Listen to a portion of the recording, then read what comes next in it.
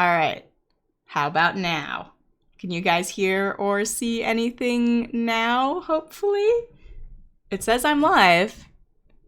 I've been live for 5 seconds. It says stream quality is good.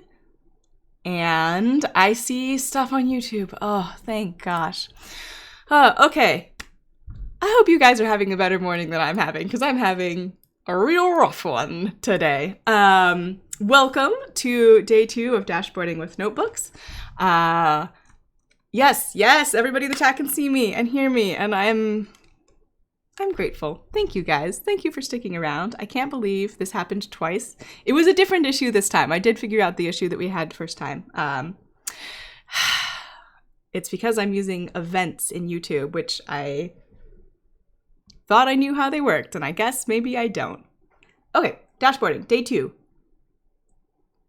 There was a little earlier on today a bug where some people are saying it's afternoon for you. Yeah, it's fairly early for me. I know for a lot of folks it's for some of you, especially in India, it's probably quite late at night. There was a bug where you had to be logged in to view kernels. It has been fixed now, so big shout out to the Kaggle engineering team for getting on that right away. So if you were having problems with that, it should all work now. Ta-da! Which is part of the things that I was doing this morning. Sort of, I had to mute all of my chat apps because they were just like bing, bing, bing, bing, bing, with people troubleshooting issues. Today, we are going to talk about interactive visualizations. And I was going to spend the first 10 minutes going over people's things from yesterday, and I'm going to actually bump that to the end. I still love you guys. Just because people who have been waiting for a little bit don't have to... I know some people are going to have to head to bed or other things. So start with the interactive visualizations, and then I'm going to come back and look at other people's notebooks. And I really enjoyed seeing all your guys' work. I really appreciated that. Shauna's still having issue with kernels. Yeah. Post about it on the forums and feel free to tag me and I'll take a look. So yesterday we thought about what information should be in our dashboard, and there are 2 versions of the notebook for today. We have the R one, which you can see is actually an R Markdown document, and then we also have the Python one, which is a Jupyter notebook, so IPython. And I'll talk about a little bit why I did that in a little bit. And today we're going to take our basically exploratory visualizations that we did yesterday and turn them into a dashboard. So make them a little bit more interactive, get rid of any extraneous text. So when I think dashboard, I think a bunch of visualizations that are interactive and fit on a single screen. So basically I think about having this much space to look at and explore the data. So the 2 things we're going to do today is first make our visualizations interactive, and I have Python and R examples for that, and I'm only using one library, but there are a plethora of visualization libraries out there, and we can chat about some of those if you all have questions or suggestions. And then we're going to do some notebook tidying up. So the big thing that separates a dashboard from a regular notebook for me, in addition to being on some sort of data that's being updated routinely, is that it is interactive. And the big thing here is that it lets people ask their own questions from the data. One sec, let me show all of these links. Sorry about that. I'll try to stay on top of that. And the main reason I think this is important is because I don't know if you all have been in this position where you send somebody a notebook or a visualization and they send you back an email and they're like, hey, could I have that same visualization with slightly different axes or, the slightly different scale or something. And that's happened, a fair amount to me. And if you send somebody a dashboard instead, they can do that for themselves, it empowers your viewers and just saves everybody time. So it's really nice. The problem with interactive visualizations is it's really easy to go off the deep end because there's so much cool stuff you can do, especially for like graph and network visualizations. You can do like really cool dynamic, animations and stuff like that. But I personally think that you can get to the point of diminishing returns pretty fast. So you can spend, a lot of time making things beautiful, but is that necessarily making it more informative? Meh. So the two things that I think are really important if you're making things interactive are you should let people adjust the axes of the graph. So zoom in, zoom out, look at just a chunk. And also make values and labels visible on hover. So if I'm hovering over something and like it's an outlier on a scatterplot, I should be able to see the label of that. So is this, if it's a customer, what's the customer, ID number? If it's a bunch of companies that I'm contacting for, is it like DuPont has a lot of fish that they ordered from us or whatever? And then also how many fish. Because if you've given a lot of presentations, people are often like, oh, hey, what's that outlier there? What's that doing? Or if there's a sudden like spike in a number of magazine subscriptions, people want to know how many magazine subscriptions it was. So this lets people ask those questions themselves. There are a lot of libraries. Like I mentioned, there's Leaflet in R, which is a really nice mapping library. There's Bokeh. Bokeh is also available in R. There's D3 if you really want to get into the nitty gritty. There's Altair, which is a really nice one, and Vega. And I am using Plotly here. And the reason for this is, first of all, it's interactive by default. So you don't have to spend time making it interactive. They don't create static charts, and then you have to add the interactive elements. So that makes it pretty fast. It's also fairly similar between Python and R. So here is the R code, and here is the Python code that does the same thing. And you can see it's the R code is a little bit more compact, but we get the exact same plot from both of them. Except that I changed the title slightly between the two. But the plot of the data is exactly the same between the two. So if you're in a multilingual workplace like I am, it's really easy to go back and forth. And it also tends to work fairly well in notebooks. Some libraries have more problems than others. If you watched my stream last Friday, I had a lot of trouble with scatter text and getting that to render in HTML in notebooks, and it just didn't happen. Sorry, some coffee. The one exception to that, so this is in an R Markdown document. There is a bug in the R kernel of Jupyter that it's a Jupyter bug. It's not on Kaggle's end. It happens in Notebook Viewer too. And the HTML widgets renderer won't render some visualizations.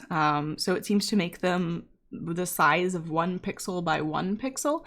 And this is a known bug. You can read about it on GitHub. But as a result, it can be harder to do interactive visualizations in R in a Jupyter notebook. So instead, I'm using R Markdown here. So some questions. Melissa wants to know, can you send a list of all the interactive visualization tools you just mentioned verbally? Sure. Yeah, I'll add it to the notebook here. Can I explain about the data? So this is date along this axis, and this is a data set of powerlifting, so like lifting heavy things as a sport. And this is the number of meets per month. So I've binned by month here. And chat says a stupid question. There are no stupid questions. In what situation are notebook dashboards better than Tableau? Yeah, that's a good question. I personally don't enjoy using Tableau, because when I came to Tableau, I was at the point with my programming where it was faster for me to program than it is for me to use their interface and sort of click through things. If you are not as comfortable programming, Tableau might be more useful for you and might be faster for your day-to-day. I'm not dunking on Tableau. I just personally find it kind of frustrating because I'm like, I'm doing this with my hands and I could be coding it. So just me. Oh yeah, and somebody, Melissa pointed out as well, the license can be a little bit pricey. And the data is different from yesterday. And I just picked a data set that had both geographic information and timelines.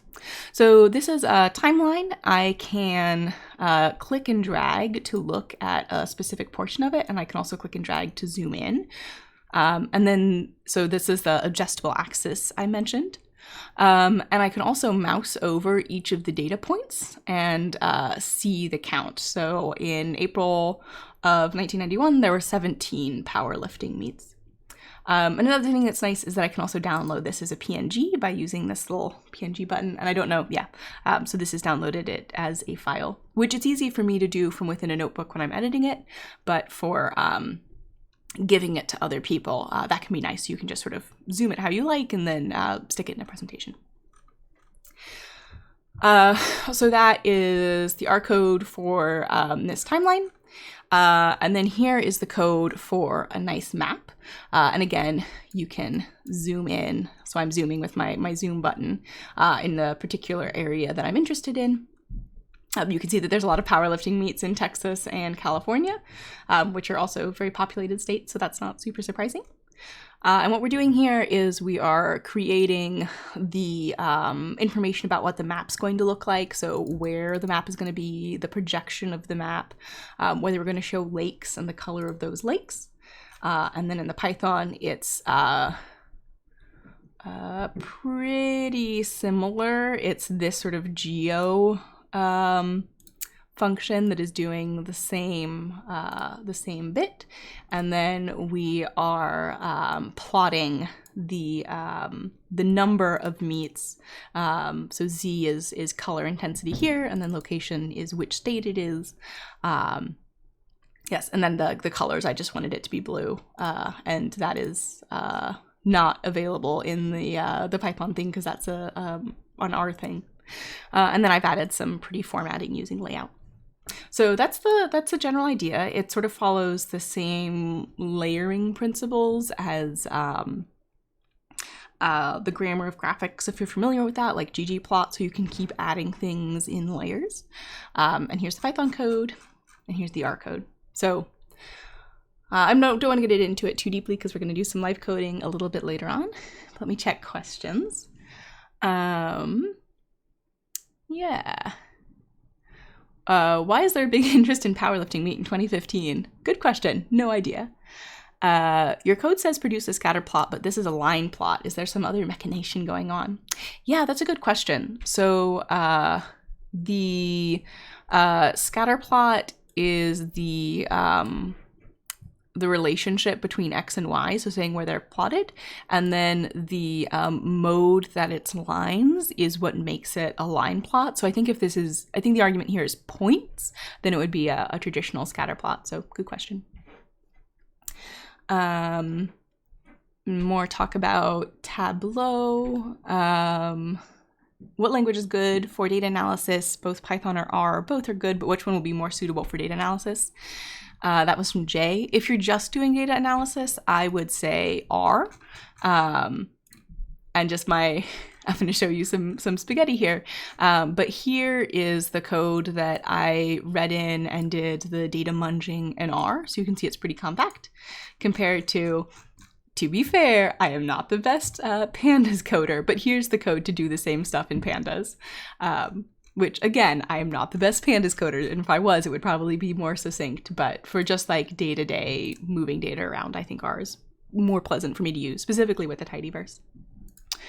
Are they converging in terms of functionality? They're getting closer. The big thing for me is that the tidyverse is a really nice tool set that hasn't been ported to Python. Oh, as far as I know, in the way that it's available in R. And the other thing is that I use a lot of interesting statistical methods that have been developed by researchers. And usually in statistics, you publish an R package with your paper. And I don't usually want to port things to Python because that's not a great use of my time if somebody's already done an implementation. But I like both. They're both useful. It's good to know both. And SQL, of course. Okay. So that is the interactive visualizations part, and we'll do some live coding. And then finally, some tidying up in your notebook. Oh, somebody mentioned that the Olympic qualifiers probably happened in 2015, which, let's zoom out. Whoop, whoop, whoop. There we go. Yeah, so little use of expert knowledge there. Powerlifting isn't an Olympic sport. I'm pretty sure weightlifting is, though. Yeah. And someone mentioned that you might do a logarithm here. That was Joseph. Yeah, no, definitely you could, especially for the less populated states. It's not as informative, but yeah, so when you are going from notebook to dashboard, the things that I like to do, first of all, are hide the code. So hide all of your code cells like I did up here with this Python.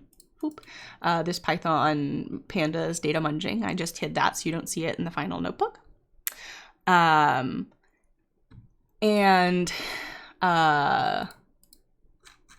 That it just keeps it from looking cluttered. And again, I want my notebook to show on a single screen. Hi, Paul. Good night. Sleep well. The other thing that I do is I remove text. So if I have a lot of markdown cells, I, just sort of remove them. And ideally your, sorry, I've made that weird. Why don't I reset that? Ideally, your visualizations should be able to stand on their own because you're going to have nice informative titles and your axes are going to be labeled. I don't need to have this one labeled with number of meets because I say that in the title. Guy says, Plotly tip, once you've zoomed in, double-clicking on an empty part of the plot will restore it to its empty view. Ah, good tip. Thank you. So removing text in general. And then also putting small charts or tables together on the same line. So we looked at a Titanic data set yesterday where there were some sort of overarching number cells, and those were all stacked together on the same line, and then there was a larger chart underneath them. And I think that is personally very appealing visually. So that's the general idea. Let's get to it. So I think somebody yesterday did a Python port of my R script that I'd done on the thing that we looked at that I definitely remember what the data was for. Scroll. Let's see. Ooh. Python, Rachael did a Python version. Somebody asked, are there 3D interactive libraries available to make visualization even better? Yeah, there are. I don't know them off the top of my head because I kind of don't like 3D visualizations, but if folks know, feel free to mention in the chat. More discussion of Python versus R, which I think is, and versus Tableau, which I think is very, it's a good discussion to have. Can you link to Kaggle notebooks from WordPress websites? Maybe. Not easily. We don't have a simple plugin. It's something that I've wanted for a while. But shrug. You can, so something that you can do with Plotly, well, let me find one, is it creates a, if you have it on the connected version, which I don't here, you can access it on the Plotly servers and you can embed from there pretty easily, which is nice. All right, so I have forked this so that I don't have to do my own data cleaning because I'm lazy. So I'm assuming this is going to do more or less the same. Oh my gosh, this is so much. This is going to do more or less the same thing as, so this looks like the mapping visualization, and this looks like the distribution of due dates. So I'm definitely going to want this cell that tells us the number of current calls out, and I'm actually going to add a little print call. Oh, except I want it before this. Number of current calls. I remember what this was. So this was calls for bids that are currently out from the World Bank. So I do want that, and I'm going to hide the input of this cell. So when I compile this notebook, you're not going to see the code here, but you will see this little informative count up here, which is good because if I'm interested in the number of current calls, that's nice to have at the top. So I like that. And now I'm going to actually, well, I'll leave this for now. I am eventually going to get rid of this code because I'm going to be doing it with Plotly instead. So I'm going to be doing some copying and pasting. So something to note, if you are doing Plotly in a notebook, you do need these two lines to allow it to show in your notebook. If you don't, it won't actually embed the image. So just FYI. So these are going to be the same regardless of where you are. Here, I'm going to want to replace this information about which columns I'm using with columns from this data. Okay, so I do want this calls by country, it looks like. Data frame, yeah. So I'm going to use this. Actually, you know what? I've made a mistake. I have done these in the wrong order. So I'm going to do the map second, and first I'm going to do the distribution of due dates. All right. So we are going to keep this distribution of due dates data frame here, and then we're just going to we're calling it due dates, and I'm actually gonna quickly all right, I'm gonna run this cell so that I have this object available, and of course plot isn't defined, but I'm going to look at just the first couple rows of due dates so I can see what they are. Okay, and then N is going to be the number that are due on each date. Okay, so I may have to do a little bit more munging because it looks like deadline date might be an index rather than a row. And okay, so that's what this is doing. This is taking the index and making it a new column, I believe. No, it's renaming the ID column N. So this is now called N because that's what it was called in the R version, because that's what you get out of tally.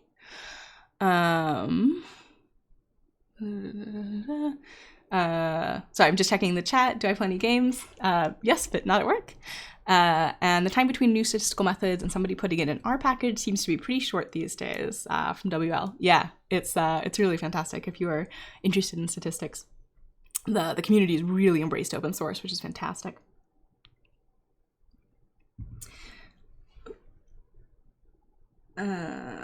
Okay. So I am going to do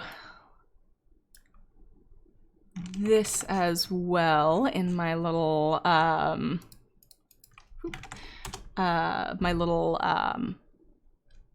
you know, changing here. So We might be able to make this work with indexes. I'm not sure. Let's try it and see if it works. So deadline date, and then this is due dates, and then we're interested in the N column. And I'm just going to keep the layout for now. And let's see if this works. It's thinking. Data frame object has no attribute deadline date. Okay, so I do need to move it from the index to a column. Oh, so someone says that I can just use index. Hey, thank you. Someone else said import Matplotlib.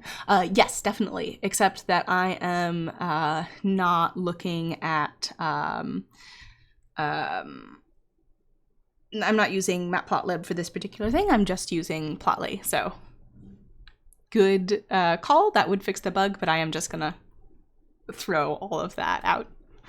All right, and now we're just going to remove this. Flaboom.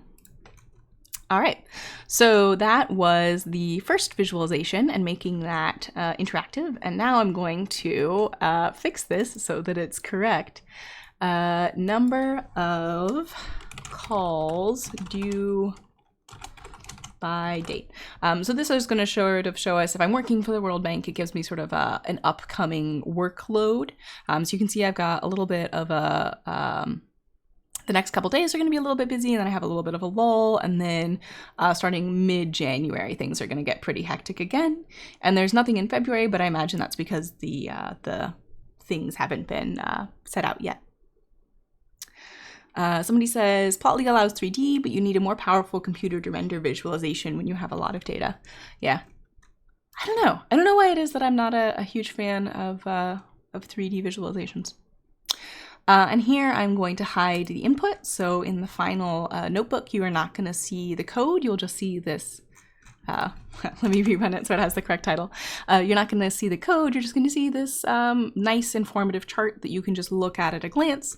So we see how many calls are out, and we see when they are due. And now we are going to do the mapping, which is a little bit more complex. But I believe that we can do it. So let's see. So we're going to be using, we definitely want this, which is the, let's see. So this is for the map, figuring out, so it looks like, so this is reading in a shape. So maps are based on shape files that sort of describe what the country looks like, and then you can manipulate it in different projections. Neha says, is the chart interactive only in Jupyter Notebook? It will be interactive in any notebook. It won't be in something like Knitter if you're going to a static document. Basically, if it's something that renders down to HTML, it should be interactive, but it will depend on the library. Sorry, a little bit more coffee. Good question, though. All right, so this is something that's going to be handled by Plotly, so that we can sort of ignore. Max numbers. Oh. See, this sort of like doing things by hand is why I'm not always the hugest fan of Python plotting libraries. Not that there's anything wrong with that. It's just, you know, a little bit tedious. All right, so let's copy and paste. And I'm actually going to do this in a new cell. So I'm going to make a new cell below. And I'm going to do a couple of empty cells below that I'll delete just so we're closer to the middle of the screen. So I am going to, I do want to do this calls by country object. I do want to make that. So let's make a new cell and run this and then just check the first couple rows so I know what the variable names are and everything. All right, so it's gonna be country code and then number of bids. Someone says Flex Dashboard will enter interactive features in R. Yeah, Flex Dashboard is really nice.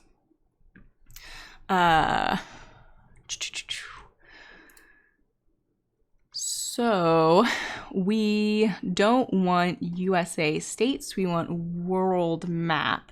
And I'm going to Plotly location mode options. I'm just going to look up the, there we go.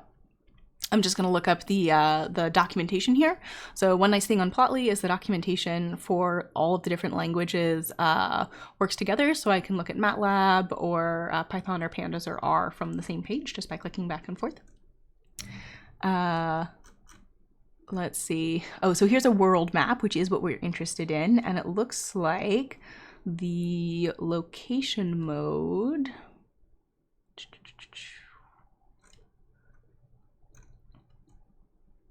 is,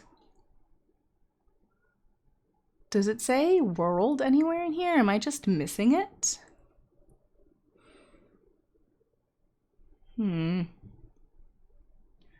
Plus locations, text, color scale, auto color scale, marker. So this is information on how we're mapping from our data frame to our finished map. And here is the projection. So it doesn't actually say that it's a world map. So that might just happen. That might be the default. They might assume that it's a world map. So I am going to grab this geo information because that's the geo information for a world map. And I'm just going to copy and paste like a real programmer. And make sure this is all lined up correctly. And it is not. No, I did want that there. I want that there. And I want one here. No, indent. There we go. Okay, so that should be correct, except that I have one more missing. Does that look right? Are those matched? Okay. So someone says, so there's a question, does Mercator assume it's a world map? I don't think so. I think you can have any map with a Mercator projection. And someone says location mode equals country names. And I don't have country names. I have country codes. So that may or may not work, but I will give it the old college try. Country names. That was from KJ Austin. Thank you, KJ. And the locations are this calls by country item. And the locations are actually in the index. Do I need a parentheses after that? Scroll up and check what I said here. Scroll, scroll, scroll, scroll, scroll, scroll, scroll. Dot index. Okay, no, I don't need parentheses. Scroll, scroll, scroll, scroll, scroll, scroll, scroll. Where was I? Okay, and then the number of bids is the column that we are using. And all right, let's see if this works. It did not work. All right, scroll, scroll, scroll, scroll. What's my error here? The type property is an enumeration that must be satisfied. Oh, it should be a lowercase m Mercator. Lowercase m Mercator.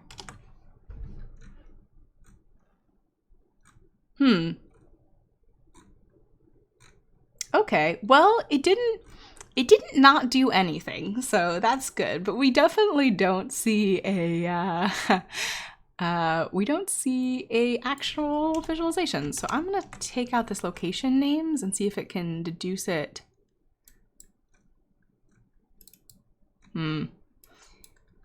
It it looks like it cannot deduce it. So I'm guessing that it might be something like country code.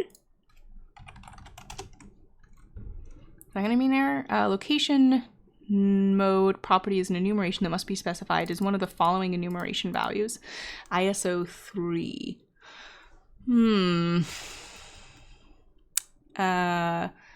Satasu says how to plot a map for a specific city only in R. That's going to depend on the specific city and whether the shapefile files are available for it. What I would do is I would search for the shapefile for your specific city and see what libraries include it. All right. Haral has a suggestion. Let's see. So go.choropleth data equals. Let's see what this one looks like. I have one that I know works somewhere. Where did I put it? I'll do it this way. To Python. Calls by country. Oop. I did one and didn't put. We should need ISO 2. Yeah, that is the problem. So the country codes here are 2 letters long, and the ISO one is 3. Use Folium for map is easier in Python. Yes, I've seen some really nice stuff with Folium. But, oh, also this should be indented one more. Just to make me happy. There we go. That's better. And also you should be indented one more as well. There we go. So I'm going to try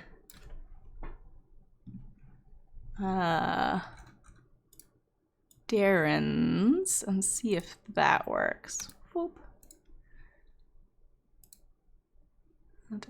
Follow my country underscore code. So this is the code that Darren pasted in the chat. Oh, it looks like Ashok has an example as well. So let's take a look at that. Whoop. There we go. So see if this one works as well. Scroll, scroll, scroll, scroll, scroll, scroll, scroll. There you go. All right. Line on fill color. Okay, so this is a Folium map. I believe we can do this with just the base poly without Folium. So, you know what I'm gonna do? Python ISO 2 to ISO 3 function. Country converter, PyPI. Somebody says PyCountry should work. And somebody else says delete the location mode line. I will try that, but I don't think it'll work. I think it's really looking for ISO 3. Yeah, so see if we try that, we get a map. We get like a figure, but we don't get an actual map. So I think converting it to ISO 3 would work. Does the data not have country names as well? Mark, I think you might have solved it. Current calls. Yeah, it would help if I spelled it right, huh? That might be significantly easier. It does in fact have country name. So let's group by country name instead of country code. And then let's just try this way. All right. Oh, and that's right. And we had location as well. And at some point we had that say country name. And I think it was just like country name like that. Receive value country name. Oh, it's got to be country names. Do that. Yes. Excellent. we have a map, which is excellent. And you can see that it's actually completely white for countries that don't have any bids out, but we can also mouse over and see the number of open bids and the name of the country. So you can see China and Vietnam, and it's very small. Laos, and if we zoom in, we can actually mouse over them a little bit more easily. Bangladesh, India. Felipe says, well, Plotly doesn't show chart when I commit the code, only in edit mode. If you're using R, you might want to use R Markdown. I mentioned the Jupyter HTML widgets bug, and that's what will cause that when you can see it in edit mode, but not when you publish the notebook, which is unfortunate. All right. So we have this is not number of powerlifting meets by state, number of open calls by country. And I'm just going to leave that there because I've spent enough time on it, but it works. Thank you, Mark, for your excellent pointing out that actually it was a much easier problem than I was making it. I appreciate that. And I'm just going to move this into this cell as well.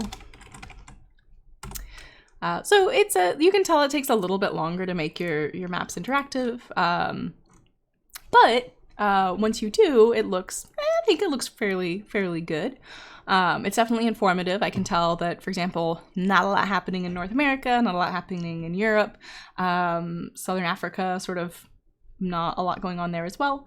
And I also am going to want to hide the input for this cell. Make sure this one's hidden, yes. And make sure this one's hidden. And I'm going to commit this, and we should get a really nice rendered notebook. And I think I mentioned yesterday, while you were committing, you can actually return to the editor and keep editing, because this is being run in a completely separate environment from top to bottom, which is why committing can sometimes take a while. Somebody mentioned on the forums this morning that when they were using the API, which we're going to do tomorrow, I hope you guys are excited for that. When they were using the API, does it look beautiful? I hope it looks beautiful. It was taking a while to commit. So if we zoom out a little bit, no, I can't quite get it all. Oh, dang, I forgot to hide this bit. So I can't quite get it all on one page, partially because I forgot to hide this block of code, which I'll do now.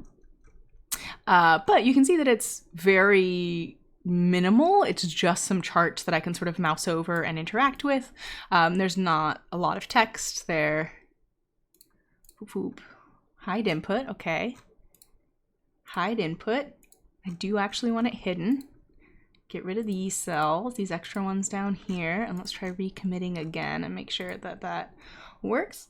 Zoom in. Joseph said, again, the map would be more informative if you plot the log of the number of open calls. Yeah, you could. I haven't in this particular case. Yeah, I guess the question is, are you interested in more the sort of distribution, or are you actually interested in the raw numbers? And for something like this, like the number of calls where you're going to have to like physically touch all of the things that come in. Well, I mean, you don't have to physically touch, I'm sure they're emailed. I'm sure people aren't sending in actual paper. I think the raw number is actually really important. That's just me. Anyway, so here's our little dashboard, and it'll be updated. Oh, let me make this public so y'all can check it out. It'll be updated whenever I run the notebook. So because the data set is updated once a day, if I run it once a day, I'm going to see new information here. So as new due dates are announced, they'll show up on this top graph. As calls come due or other calls are made in other parts of the country, other parts of the world, I'll see more. So that's the interactive and the cleaning up the notebook part. Somebody said, can I do this in RStudio and post it on Kaggle because I'm having issues programming on a Kaggle notebook? Yeah, absolutely. If you're using RStudio, I'd probably do a markdown document and then upload it as an R markdown document. And if you haven't done that previously, the way to upload markdown is you start a new kernel. You actually want to start a script rather than a notebook. It's going to take a second. And then change the language to R Markdown rather than Python. And you don't need any of that. And then upload a local file. So, oh, I'm zoomed way out, aren't I? So this little cloud with an up arrow will let you upload files that you have locally, and then you can run them. And then download will download the notebook that you have or any code that you have and then save it to your computer. So that's my recommendation if you're working in RStudio, which I'm a huge fan of. I love RStudio. Yeah, someone said R is slower, causes problems with memory. If you are using R for really large data sets, I would not use the default data frame. I would use something like data.table or something that doesn't have row names, just because the row names can be a huge memory hog. Shrug. All right, so that is the interactive part of it. And if you have to head off now, please don't feel bad. And I'm going to look at some stuff that people did yesterday really quick here at the end, because I really enjoyed looking through your guys' notebooks. Yeah, you're very welcome for doing this. All right, so this one is on New York bus breakdowns by Andras, and it's got a PHT Comics little cartoon avatar, which I like. So there are a couple of visualizations here. So one shows the reason for bus breakdowns or delays. You can see that heavy traffic is the main one, the one that happens most often. And then mechanical problems, won't start, flat tire. So there's a number of different things. And then there's this one that shows the breakdown and delay over years. And then this one that shows the distribution of reasons for breakdowns over years. So obviously 2018, 2019 has fewer things because the school year isn't over yet. So this is a really nice exploratory dashboard. And I just want to say just some suggestions if I were going to use this for dashboarding. There's some things I'd probably tweak a little bit. And I just want to say, I'm not dunking on anybody. I think it's a great notebook. I'm just like, oh, here's some things you could do differently. So something that I think would be interesting with this reasons for delay would be if, so for updating, for interesting things, if there's a sudden shift in ranking. So usually it's heavy traffic that's the most common thing, but maybe suddenly flat tires become very common. That's something that you'd want to sort of highlight. So I might do something like a table that says, what the thing is, the number of delays that happened by it, and then maybe another column, or maybe I turn it red if it's unexpectedly highly ranked given historical data. And there's some statistical tests you can do to compare rankings between an expected ranking and a so when I say ranking, I mean the most common, the second most common, the third most common. So that might be a nice thing for dashboarding to be like, hey, something is happening unexpectedly often. Maybe check it out. So that could be a nice way to sort of transform this into an interactive dashboard. Flock says, when will Kaggle Notebook support IPy widgets? That's one missing bit when adding interactivity in Python. Yeah, I'm not super familiar with widgets. Is this a notebook extension? Because that's something that we've talked about, but right now you can't use custom Jupyter extensions. Yeah, it's something I want. We'll see. We'll see if it happens. Then this one that shows count of breakdown and delay by year. This might be nice to have as like a comparison, but for a dashboard, I'd probably have a similar chart, but instead of by year, I'd have by day. or by hour if you have that information, which you may or may not. And because it's for that, when you'd be showing change over time, I'd probably use a line chart rather than a bar chart. Just, that would be my preference. WSI, did you check out those kernels that have name dashboard day 1 and are public? I just sort of randomly looked for kernels. I looked for recent kernels. I looked for things that people posted on the links. And I did search for dashboard in kernel titles. And then there's this, which I think is really interesting, but this is the sort of thing I'd expect, again, like a year-end report, and maybe not in a dashboard changes for years, unless I had something like I'm running the bus program, and I think it's really important that, I change the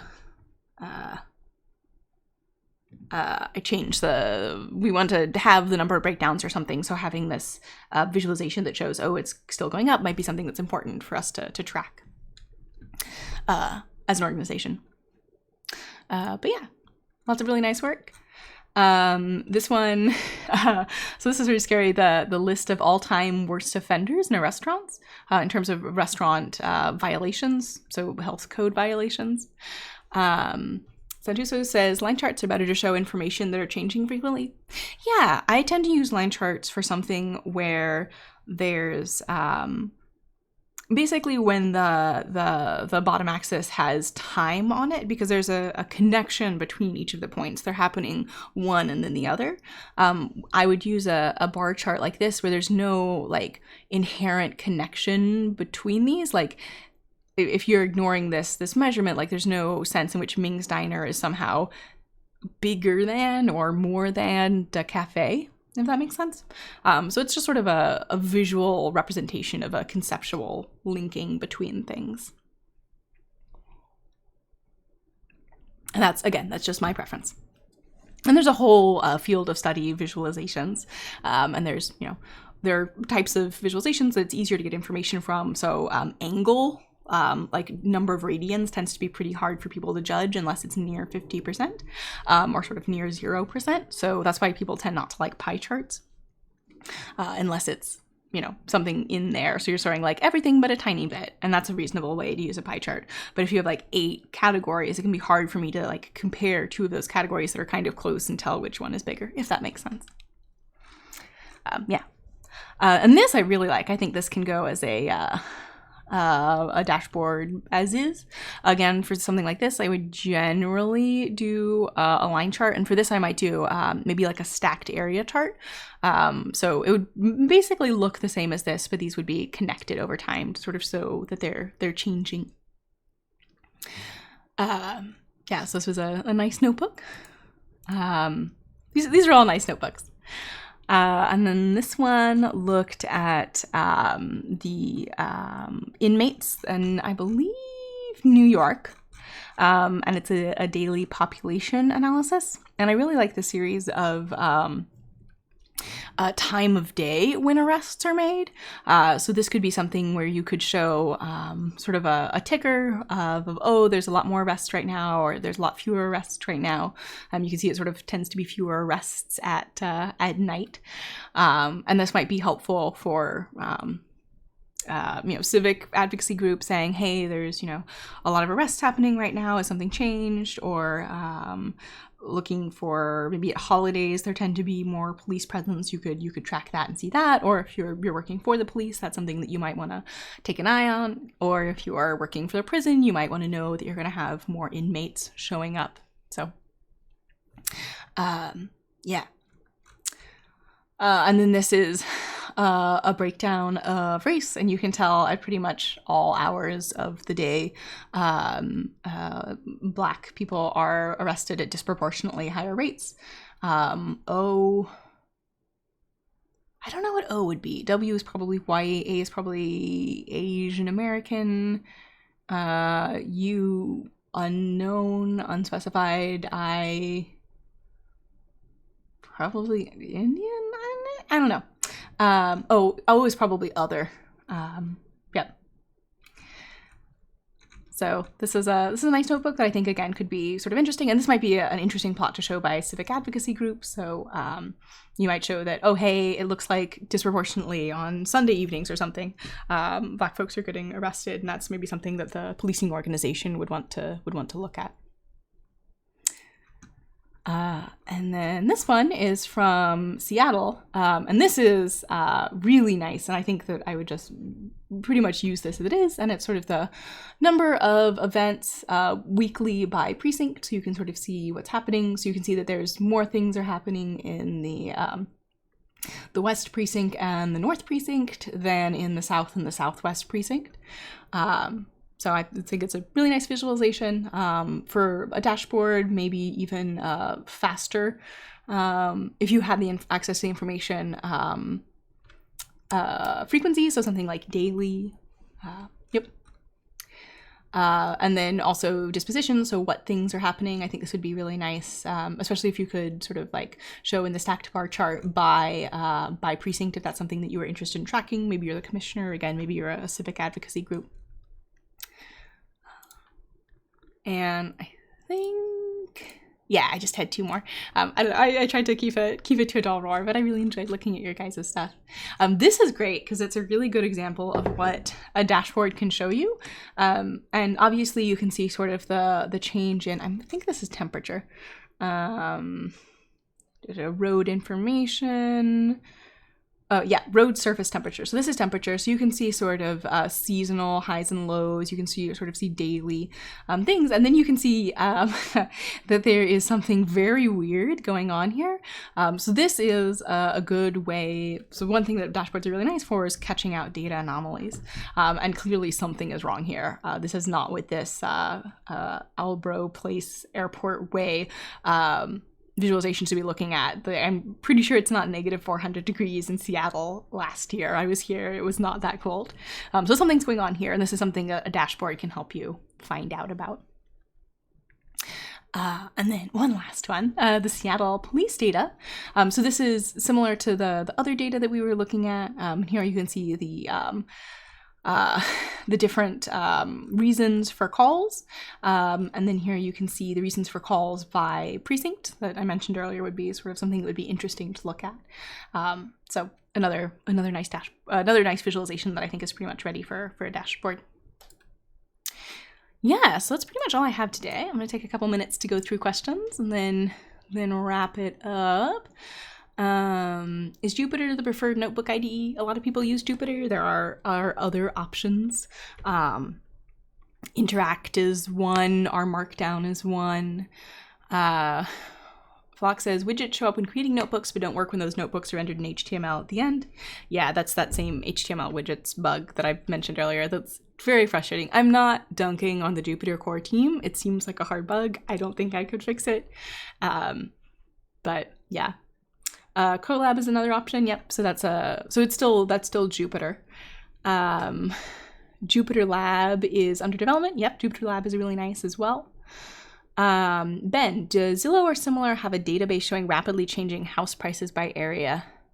I'm sure they do. Is it publicly available? I don't know. It might not be. Yeah, you'd have to check for that. Chat's off the session. I'll revisit tomorrow. Thank you for joining, guys. Tomorrow we are going to be working with the API. And you're going to have a choice, and I'm going to do both and walk through them. We're going to use GCP, so Google Cloud Platform is what the P stands for. And we're also going to use Python Anywhere, and you only have to pick one of those unless you really want to do both for some reason. And we'll talk about setting up your credentials and how to run notebooks using the API. And then on Thursday, we're going to schedule them so that they happen every day. And that should be really fun. Santasu says, is it good to add a box plot or scatter plot in a dashboard? It depends on your data. I mean, if you have data that is good for box plots or scatter plots, then yes. WL says, when you say publish a notebook, that's essentially a generic term. Yes? Yeah, absolutely. So for a while, committing a notebook, so to basically run through it and render the HTML was called publishing on Kaggle. Yeah, I just mean render it and share it, basically. O says, I think you promise too much. Some of us like Python and others are. I would like to think there's enough room for both. Yeah, absolutely. They're both good tools, and I obviously use them both. Yeah, so I'm gonna call it there. Thanks for joining, guys. I think I have it figured out now. I think tomorrow is gonna go off without a hitch, but I did say that yesterday, so maybe I should stop saying that and we'll just figure it out. And I hope you guys have fun making your interactive dashboards. I look forward to seeing what you come up with, and I will talk to you tomorrow. Bye!